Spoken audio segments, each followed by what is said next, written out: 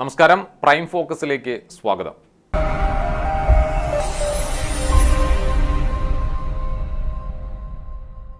കാർഷിക വൃത്തിക്ക് ഏറെ പ്രാധാന്യം പണ്ടുമുതലേ നൽകി വരുന്നവരാണ് മലയാളികൾ. കേരളത്തിന്റെ സവിശേഷമായ ഭൂപ്രകൃതി തന്നെയാണ് അതിന്റെ കാരണം. ആധുനിക കാലത്തും കാർഷിക വൃത്തി ഉപേക്ഷിക്കാൻ മലയാളികൾ തയ്യാറായിട്ടില്ല. മാറിവരുന്ന സർക്കാരുകൾ വിവിധ പദ്ധതികൾ രൂപീകരിച്ചും സഹായങ്ങൾ വാഗ്ദാനം ചെയ്തുമെല്ലാം കർഷകരെ വേണ്ട വിധം പ്രോത്സാഹിപ്പിക്കുന്നുമുണ്ട്. പക്ഷേ പതിറ്റാണ്ടുകളായി തൃശൂർ ജില്ലയിലെ കോൾ കർഷകരും കോൾ മേഖലയോട് ചേർന്നുള്ള പ്രദേശവാസികളും നേരിടുന്ന പ്രധാന പ്രതിസന്ധിക്ക് ശാശ്വത പരിഹാരം കണ്ടെത്താൻ ഇതുവരെയും ബന്ധപ്പെട്ട അധികൃതർക്ക് കഴിഞ്ഞിട്ടില്ല. തെക്കുപടിഞ്ഞാറൻ മൺസൂൺ അവസാനിച്ച് മുണ്ടകൻ കൃഷി ആരംഭിക്കാനിരിക്കെ വിഷയം വീണ്ടും ചർച്ചയാവുകയാണ്.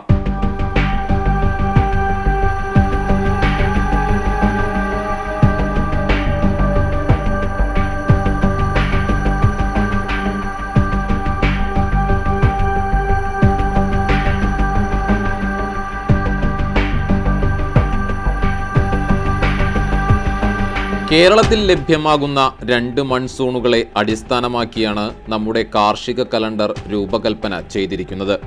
കൃഷിക്ക് അനിവാര്യമായ ജലവിതരണത്തിനും ഈ മൺസൂണുകൾ തന്നെ കനിയണം.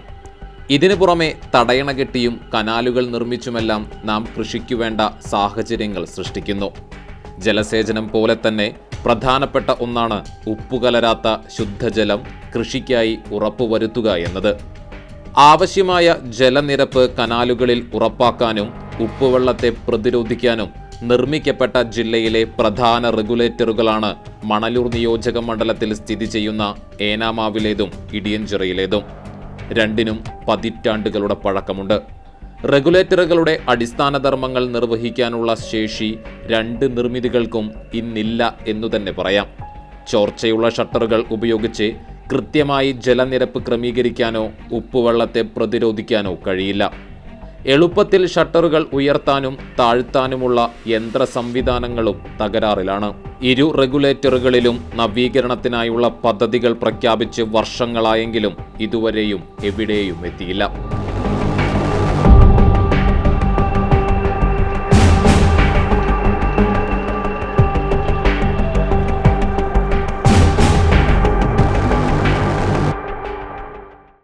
ഉപ്പുവെള്ളത്തിൽ നിന്നും കൃഷിയെ സംരക്ഷിക്കാൻ ഒരു സ്ഥിരം സംവിധാനമില്ലാത്തതാണ് നിലനിൽക്കുന്ന പ്രധാന പ്രശ്നം. മഴക്കാലമാണെങ്കിലും 2 ദിവസം മഴയൊന്ന് മാറി നിന്നാൽ വേലിയേറ്റ സമയത്ത് ഉപ്പുവെള്ളം കനാലുകളിലേക്ക് കയറും. ഇത് കൃഷിഭൂമിയെയും ശുദ്ധജല സ്രോതസ്സുകളെയും കരകൃഷിയെയും ബാധിക്കും. ഉപ്പുവെള്ളം പടരാതെ ജലനിരപ്പ് ക്രമീകരിക്കാനുള്ള ശേഷി നിലവിൽ റെഗുലേറ്ററുകൾക്കില്ല. ഈ സംവിധാനം ഉൾപ്പെടെയുള്ള പ്രവർത്തികളാണ് പ്രഖ്യാപിക്കപ്പെട്ട നവീകരണ പദ്ധതിയിലുള്ളത്.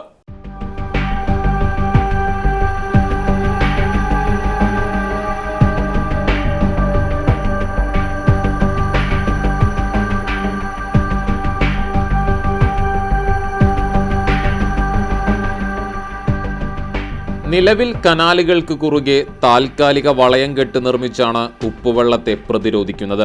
ഇതിനായി ഏനാമാവ് ഇടിയഞ്ചിറ റെഗുലേറ്ററുകളുടെ സമീപം മുളംകുറ്റികളും മണലും ഉപയോഗിച്ച് താൽക്കാലിക വളയം കെട്ട് നിർമ്മിക്കും. ഇതിന് ലക്ഷങ്ങളാണ് പ്രതിവർഷം ഇറിഗേഷൻ വകുപ്പ് ചെലവിടുന്നത്. സാധാരണ നവംബർ മാസത്തിൽ നിർമ്മിക്കുന്ന ഇത്തരം തടയണകൾ അടുത്ത കാലവർഷത്തിൽ പൊളിച്ചു മാറ്റുകയാണ് ചെയ്യുക. അതായത് നിർമ്മാണത്തിനുപയോഗിച്ച ടൺ കണക്കിന് മണലും മറ്റ് സാമഗ്രികളും പുഴയിലേക്ക് ഒഴുക്കിക്കളയും.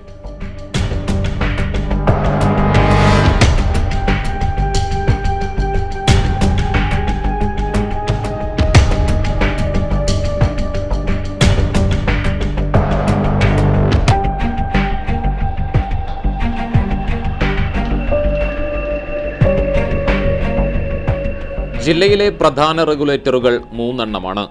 ഏനാമാവ്, ഇടിയഞ്ചിറ, മുനയം എന്നിവയാണവ. 3 റെഗുലേറ്ററുകളോടും ചേർന്ന് പ്രതിവർഷം വളയം കെട്ട് നിർമ്മിക്കാൻ ഇറിഗേഷൻ വകുപ്പ് ചെലവിടുന്നത് 1 കോടിയിലധികം രൂപയാണ്. ഇതിൽ 45 ലക്ഷത്തോളം ഏനാമാവിലും 18 ലക്ഷം രൂപ ഇടിയഞ്ചിറയിലുമാണ്. ഇങ്ങനെ പ്രതിവർഷം വെള്ളത്തിലൊഴുക്കുന്ന ലക്ഷക്കണക്കിന് രൂപയുടെ ചെലവ് ഒഴിവാക്കുകയാണ് നവീകരണത്തിന്റെ പ്രധാന ലക്ഷ്യം.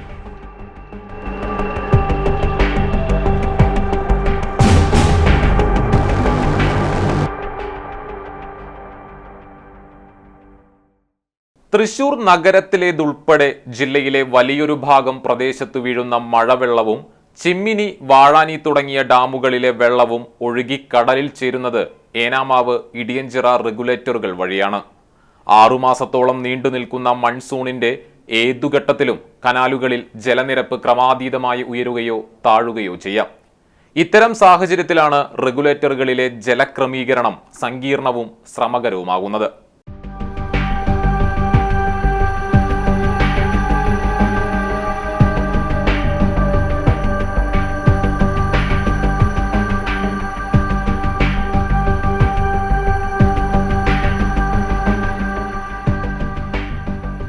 സാധാരണയായി നവംബർ മാസത്തിലാണ് വളയംകെട്ടുകൾ നിർമ്മിക്കുന്നത്.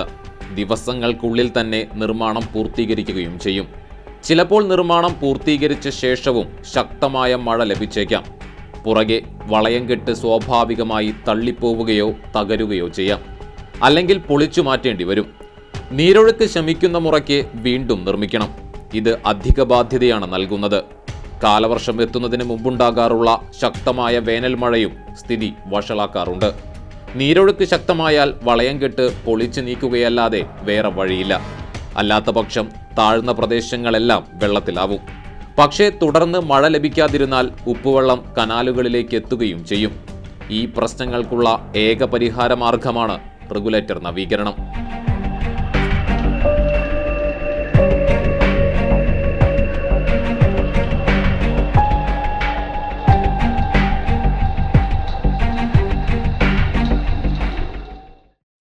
ഇരു റെഗുലേറ്ററുകളുടെയും നവീകരണത്തിനായി 13 കോടിയിലേറെ രൂപയാണ് അനുവദിച്ചിട്ടുള്ളത്.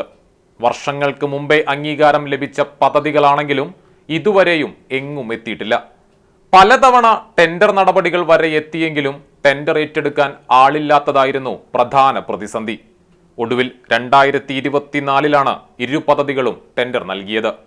എന്നിട്ടും വിവിധ കാരണങ്ങളാൽ പദ്ധതി വീണ്ടും നീളുകയാണ്.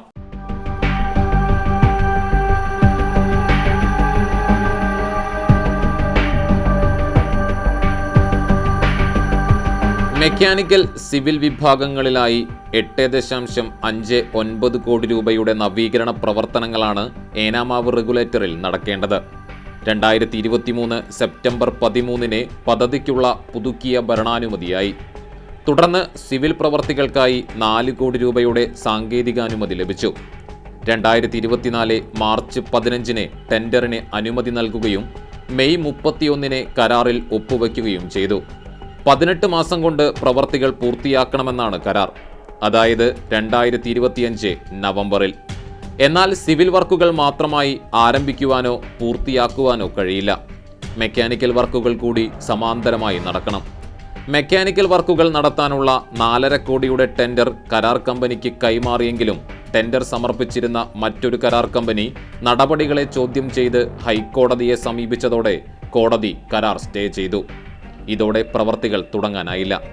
നിലവിലെ സാഹചര്യത്തിൽ റെഗുലേറ്ററിലെ നവീകരണ പ്രവർത്തനങ്ങൾ ആരംഭിക്കണമെങ്കിൽ കോടതി കേസിൽ വിധി പറയണം. ഏനാമാക്കൽ 2 റെഗുലേറ്ററുകളെയും വർക്കുകൾ 2 ഭാഗമായിട്ടുണ്ട് ടെൻഡർ. ഒന്ന് സിവിൽ വർക്ക്, മറ്റൊന്ന് മെക്കാനിക്കൽ വർക്ക്. അപ്പോൾ സിവിൽ വർക്ക് ഏനാമാക്കലിൻ്റെ ടെൻഡർ കഴിഞ്ഞു, മെക്കാനിക്കൽ വർക്കിൻ്റെയും ടെൻഡർ കഴിഞ്ഞു. പക്ഷേ ടെൻഡർ കഴിഞ്ഞപ്പോഴും ആ ടെൻഡർ എടുത്ത ആളേക്കാൾ ചെറിയ തുകയ്ക്ക് ഉയർന്ന ടെൻഡർ വെച്ച ആൾ ഹൈക്കോടതിയെ സമീപിച്ചതിൻ്റെ അടിസ്ഥാനത്തിൽ അതിപ്പോൾ കോടതിയിൽ കുടുങ്ങി കിടക്കുകയാണ്. കോടതിയെ സംബന്ധിച്ചിടത്തോളം അതൊരു സിവിൽ കേസ് മാത്രമാണ്. അവർക്ക് ഇതിനെ സംബന്ധിച്ച് വിശദമായിട്ട് അറിയില്ല. അപ്പോൾ അതുകൊണ്ട് തന്നെ ഈ വിഷയങ്ങൾ എന്താണ് അവസ്ഥ എന്നുള്ളത് ഹൈക്കോടതിയെ ബോധിപ്പിക്കുന്നതിന് വേണ്ടി അതിൻ്റെ വക്കീൽ ഗവൺമെൻറ് പ്ലീഡറുമായി ബന്ധപ്പെട്ട് ഇതിൻ്റെ അവസ്ഥാവിശേഷം വളരെ കൃത്യമായി തന്നെ അദ്ദേഹത്തെ ബോധ്യപ്പെടുത്തിയിട്ടുണ്ട്. കേവലം സിവിൽ കേസല്ല, ഈ പ്രവർത്തനം താമസിച്ചു പോയാൽ തൃശ്ശൂർ ജില്ലയിലെ കോൾകൃഷി ആകമാനം തന്നെ തകിടം മറിയുന്നുള്ള കാര്യം അദ്ദേഹത്തെ ബോധ്യപ്പെടുത്താൻ കഴിഞ്ഞു.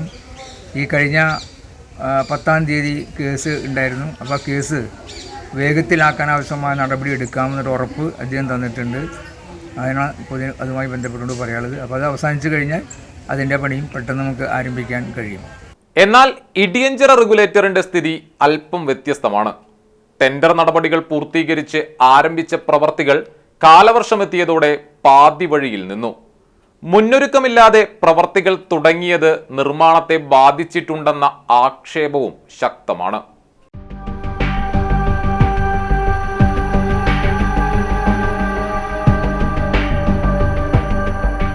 റീബിൽഡ് കേരളയിൽ ഉൾപ്പെടുത്തി 2019 ബജറ്റിൽ ഫണ്ട് അനുവദിച്ചാണ് റെഗുലേറ്റർ നവീകരിക്കാൻ തീരുമാനിച്ചത്. എന്നാൽ വിവിധ തടസ്സങ്ങൾ മൂലം 3 വർഷം പദ്ധതി ലക്ഷ്യം കണ്ടില്ല. ഒടുവിൽ 5.04 കോടി രൂപയ്ക്ക് ഭരണാനുമതി ലഭിച്ച പദ്ധതിയുടെ ടെൻഡർ നടപടികൾ പൂർത്തീകരിച്ച് 2024 ഫെബ്രുവരി 4 കരാർ കമ്പനിക്ക് പ്രവൃത്തി സ്ഥലം കൈമാറി. ഉടനെ തന്നെ പ്രവർത്തനങ്ങൾ ആരംഭിക്കുകയും റെഗുലേറ്ററിലെ 32 ഷട്ടറുകളും ഊരിമാറ്റുകയും ചെയ്തു.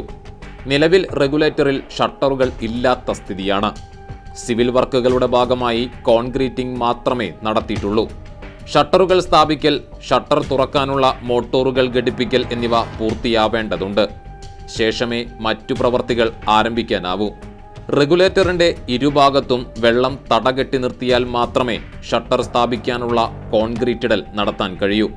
പഴയ ഷട്ടർ സ്ഥാപിച്ചതിൻ്റെ അവശിഷ്ട ഭാഗങ്ങൾ നീക്കം ചെയ്യുകയും വേണം. ഈ പ്രവൃത്തികളെല്ലാം വെള്ളം കുറയുന്ന സമയത്ത് മാത്രമേ ചെയ്യാൻ കഴിയൂ. റെഗുലേറ്റർ നവീകരണവുമായി ബന്ധപ്പെട്ട് ജൂൺ 12 മുരളി പെരുന്നെല്ലി MLA നിയമസഭയിൽ ചോദ്യമുന്നയിച്ചിരുന്നു. ജലവിഭവ വകുപ്പ് മന്ത്രി റോഷി അഗസ്റ്റിന്റെ മറുപടിയിൽ 2025 മെയ് 31 ഷട്ടറുകൾ പുനഃസ്ഥാപിക്കാൻ കഴിയുമെന്ന പ്രതീക്ഷയാണുള്ളത്. അതായത് അടുത്ത മഴക്കാലത്തിന് മുമ്പ്.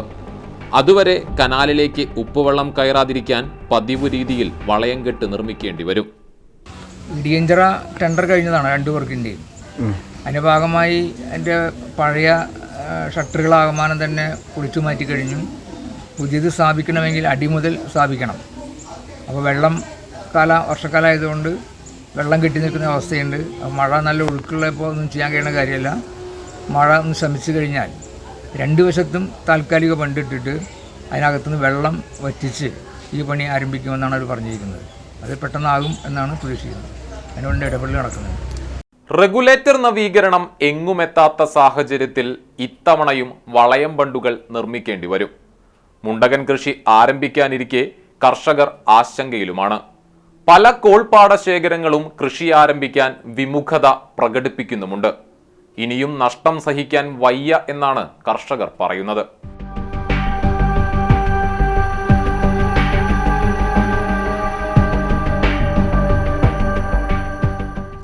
ഇത്തവണ മഴ ദുർബലമായതിനാൽ സെപ്റ്റംബറിൽ തന്നെ വേലിയേറ്റ സമയങ്ങളിൽ ഉപ്പുവെള്ളം കയറുന്നുണ്ടെന്നാണ് കർഷകർ പറയുന്നത്. കഴിഞ്ഞ ദിവസങ്ങളിൽ ഇത്തരത്തിൽ ഇടിയഞ്ചിറ റെഗുലേറ്ററിലൂടെ ഉപ്പു കയറിയെന്ന് ആക്ഷേപമുയരുകയും ചെയ്തിരുന്നു. പിന്നീട് ഇറിഗേഷൻ വകുപ്പ് നടത്തിയ സാമ്പിൾ പരിശോധനയിൽ ഉപ്പിന്റെ അംശം കൂടിയിട്ടില്ലെന്ന് വ്യക്തമായെങ്കിലും കർഷകരുടെ ആശങ്ക വിട്ടുമാറിയിട്ടില്ല. അതിനാൽ നിരവധി കർഷകർ ഇക്കുറിയും കൃഷിയിറക്കാൻ തയ്യാറല്ല. ഈ വർഷം ഇവിടുത്തെ കർഷകർക്ക് മുഴുവൻ ആശങ്കയാണ്. അതിന് പ്രധാനപ്പെട്ട കാരണം ഈ നവീകരിക്കുന്നതിൻ്റെ ഭാഗമായിട്ട് പൊളിച്ചിട്ടാണ്. പക്ഷേ അതിന് മുന്നായിട്ടുള്ള 2 സൈഡിലും റിംഗ് ബണ്ട് കെട്ടിയിട്ട് വേണം അത് പണിയണമെന്നുണ്ടെങ്കിൽ. അപ്പോൾ അത് എത്രയും പെട്ടെന്ന് അത് ചെയ്യുക തന്നെ വേണം. ഉപ്പുവെള്ളം കയറി കഴിഞ്ഞാൽ ഏകദേശം 2-3 വർഷം അത് കോൾ മേഖലയെ അത് ബാധിച്ചിരിക്കും. അത് കാര്യമായിട്ട് വിളവിനെ ബാധിക്കും. അല്ലെങ്കിൽ തന്നെ കോൾ മേഖലയിൽ ഇപ്പോൾ ഒരുപാട് പ്രശ്നമുണ്ട്. കാലാവസ്ഥയുടെ ഭാഗമായിട്ട് ഒരുപാട് കേടും കാര്യങ്ങളൊക്കെ നെല്ലിന് വന്നുകൊണ്ടിരിക്കുകയാണ്. കൂടാതെയാണ് ഈ 2 ഇടിയഞ്ചിറയിലും ഏനാമാവും കൃഷിക്കാർക്ക് ഏറ്റവും കൂടുതൽ ഒരു ആശങ്കയായിട്ട് നിലനിൽക്കുന്നത്.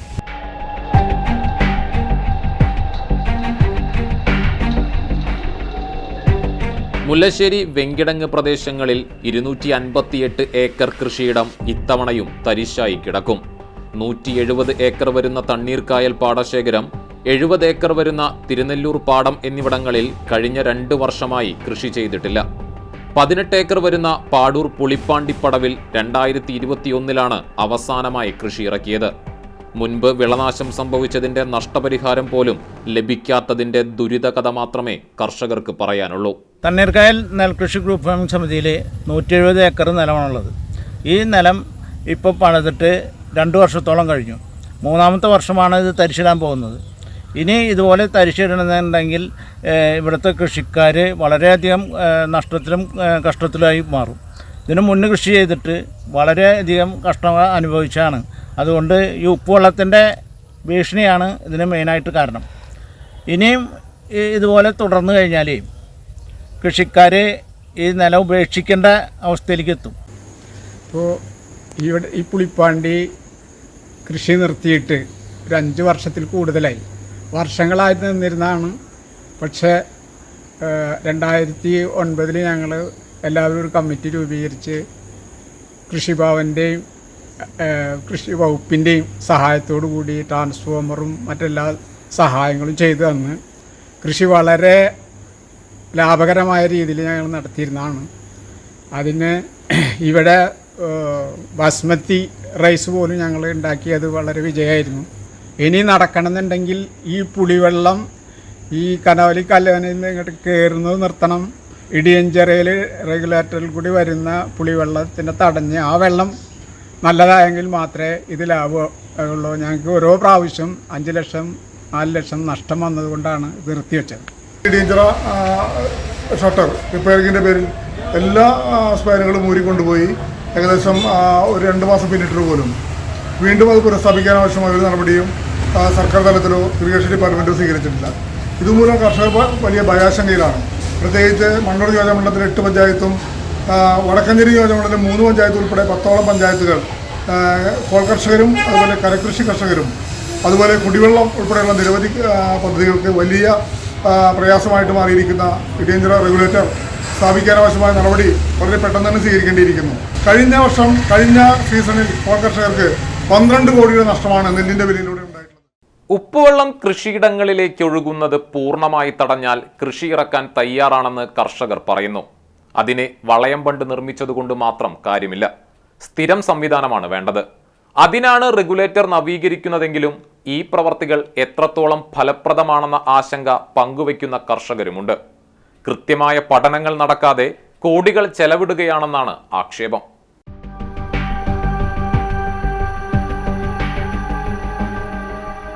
റെഗുലേറ്ററുകളിൽ മുമ്പുണ്ടായിരുന്ന സംവിധാനം നിലനിർത്തി അതിനെ പ്രവർത്തനക്ഷമമാക്കുക മാത്രമാണ് നവീകരണത്തിന്റെ ഭാഗമായി നടക്കുന്നത്. അതായത് അറ്റകുറ്റപ്പണികൾ നടത്തൽ. പുതിയ സംവിധാനങ്ങളോ സാങ്കേതിക വിദ്യയോ നവീകരണത്തിൽ ഉൾപ്പെടുത്തിയിട്ടില്ല. മാനുഷികാധ്വാനം കൊണ്ടാണ് ഷട്ടറുകൾ പ്രവർത്തിച്ചിരുന്നത് എന്നതിൽ നിന്ന് മാറി മോട്ടോർ ഉപയോഗിച്ച് പ്രവർത്തനം സാധ്യമാകും എന്നതാണ് ആകെയുള്ള മാറ്റം. ഇതുകൊണ്ട് മാത്രം ഫലപ്രാപ്തി ലഭിക്കില്ലെന്ന് പരക്കെ ആക്ഷേപമുണ്ട്. കോടികൾ ചെലവിട്ട് നടത്തുന്ന പ്രവർത്തനങ്ങൾക്ക് മുൻപായി ആവശ്യമായ പഠനങ്ങൾ നടന്നിട്ടില്ലെന്നും പറയുന്നു. എൻഎംആവ് ഇടിയഞ്ചിറ റെഗുലേറ്ററുടെ നിർമ്മാണത്തിന് വേണ്ടി 13 കോടിയോളം രൂപ ചെലവഴിക്കുന്നതായി അറിയുന്നു.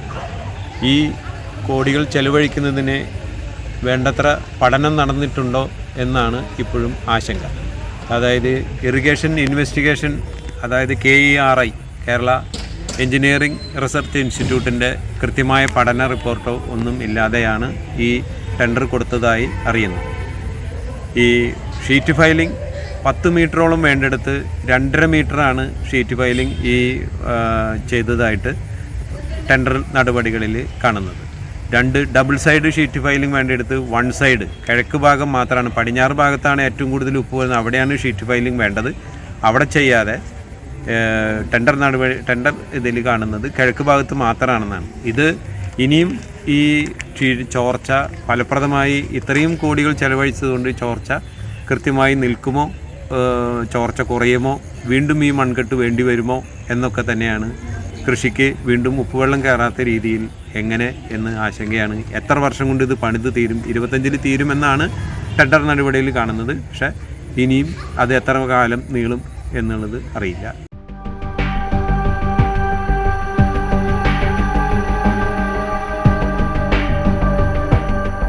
വരും വർഷമെങ്കിലും കൃഷി ഇറക്കാം എന്ന ശുഭപ്രതീക്ഷയാണ് കർഷകർക്കുള്ളത്. അതിന് 2 റെഗുലേറ്ററുകളുടെയും നവീകരണം പൂർത്തിയാകണം. ഫലപ്രദമായി ജലനിയന്ത്രണം സാധ്യമായാൽ വർഷം തോറും ചെലവിടുന്ന കോടികളുടെ അധിക ചെലവും ഇല്ലാതാക്കാം. കർഷകർ വർഷങ്ങളായി അനുഭവിക്കുന്ന ദുരിതത്തിനും ആശങ്കയ്ക്കും അറുതിയാകും. കൂടുതൽ നെൽപ്പാടങ്ങളിൽ പൊൻകതിരുകൾ വിരിയും.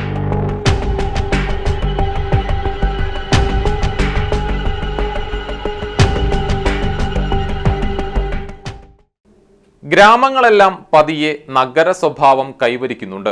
അത് വികസനത്തിന്റെ ലക്ഷണമാണ്. നമുക്കത് അനിവാര്യവുമാണ്. സ്വാഭാവികമായും കൃഷിയിടങ്ങളുടെ വ്യാപ്തി കുറയും. പക്ഷേ അതിജീവനത്തിനായി അവ സംരക്ഷിക്കപ്പെട്ടേ മതിയാകൂ. നിലവിലുള്ള കൃഷിയിടങ്ങളെ പരമാവധി പ്രയോജനപ്പെടുത്തുകയും അത്യാധുനിക കൃഷിരീതികളും സാങ്കേതിക വിദ്യയും സമന്വയിപ്പിച്ച് മികച്ച ഉൽപാദനം സാധ്യമാക്കുകയുമാണ് വേണ്ടത്.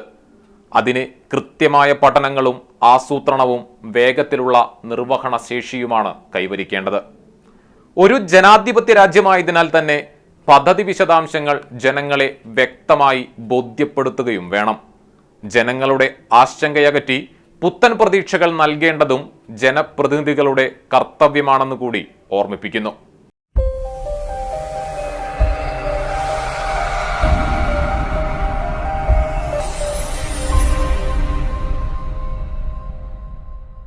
മറ്റൊരു വിഷയവുമായി അടുത്തയാഴ്ച വീണ്ടും കാണാം. നന്ദി, നമസ്കാരം.